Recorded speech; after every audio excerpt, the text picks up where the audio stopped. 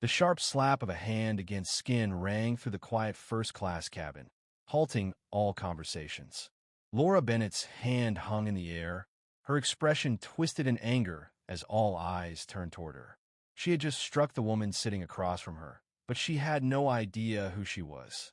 The woman was not just another passenger but Alexis Johnson, a renowned lawyer whose husband, Malik, owned the airline Laura worked for. Time seemed to stop as Alexis gently touched her cheek, her eyes locked on Laura's face. Whispers swirled through the cabin, but Laura remained unaware that she had just made a career-altering mistake. "You should think twice before humiliating someone like me," Alexis said quietly, her voice steady as she pulled out her phone. "I can bring everything you've worked for crashing down with a single message." Alexis was no stranger to situations like this.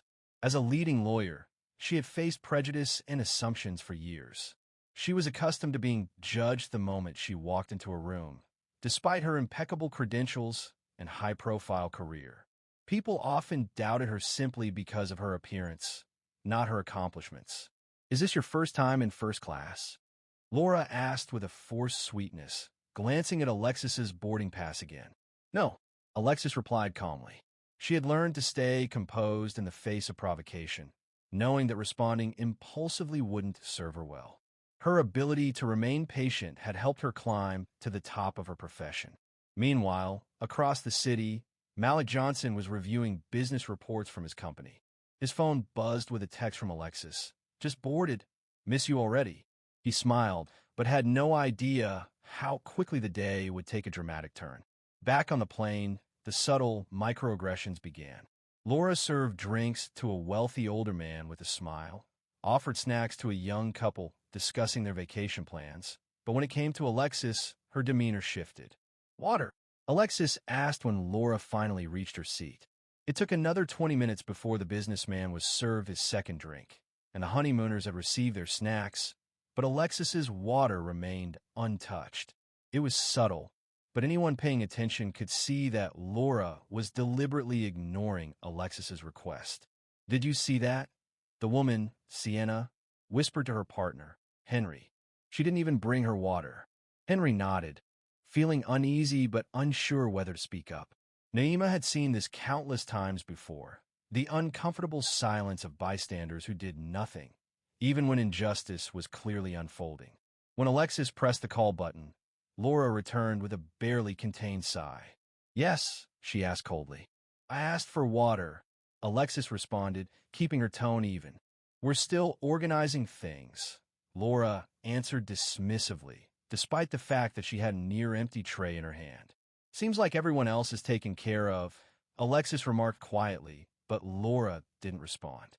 Sienna, the newlywed, couldn't help but notice the situation. She turned to her husband again. "This isn't right. She's treating her like she doesn't matter." Later, when dinner was served, the snub continued. "Salmon or pasta?" Laura asked curtly. "Salmon, please," Alexis answered. "We're out of salmon," Laura claimed flatly, despite serving it to the businessman across the aisle just moments earlier.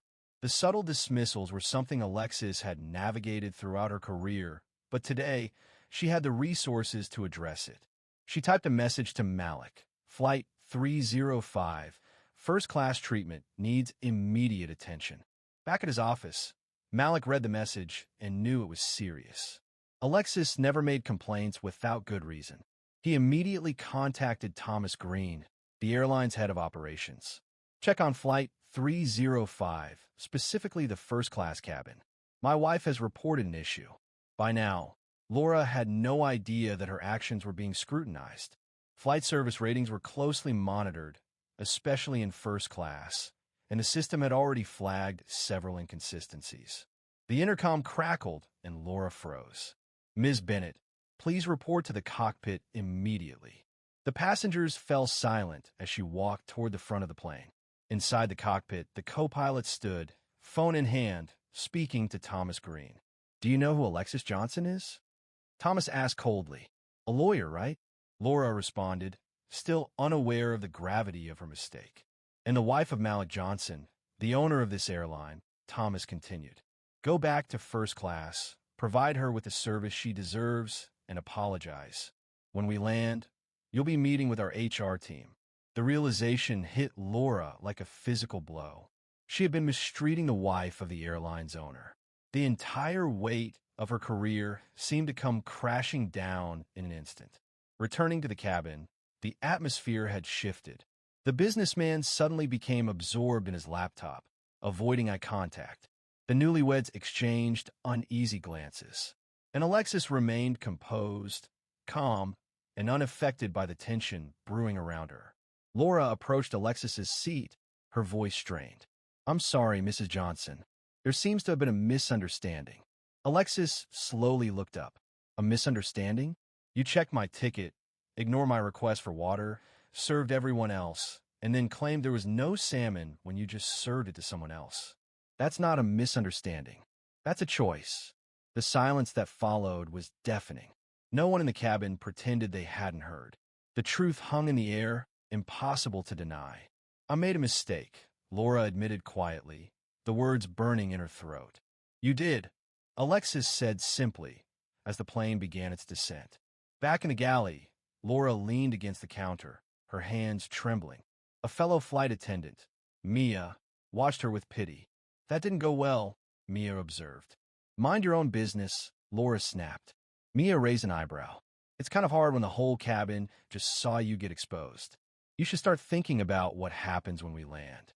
Laura felt the pit in her stomach grow as Mia showed her tablet, a report already flagged in the system. This wasn't just going away. This was a formal complaint, and it would follow her long after the plane landed. The in-flight phone rang sharply. "Ms. Bennett, this is Karen Reed, Vice President of Operations. Upon landing, you'll be escorted for a formal review. Do not speak to passengers, do not leave the aircraft, and do not attempt to alter any reports." As the plane touched down, Laura's world crumbled. Security officers boarded before passengers had even begun to disembark, heading straight toward her. "Ms. Bennett, you need to come with us," one officer said sternly. Walking through the terminal, Laura's every step felt heavy, weighed down by the gazes of her colleagues and the whispers from the gate agents. This had been her world, but now it felt like a place she no longer belonged. In the corporate lounge, Richard Collins, the director of operations, was waiting. "Do you know why you're here?" he asked, turning a screen toward her. It showed statements from passengers and crew, all detailing the mistreatment she had orchestrated. Laura's defense crumbled. "You assumed Mrs. Johnson didn't belong. Have you ever treated another first-class passenger like that?" Silent, Laura couldn't respond.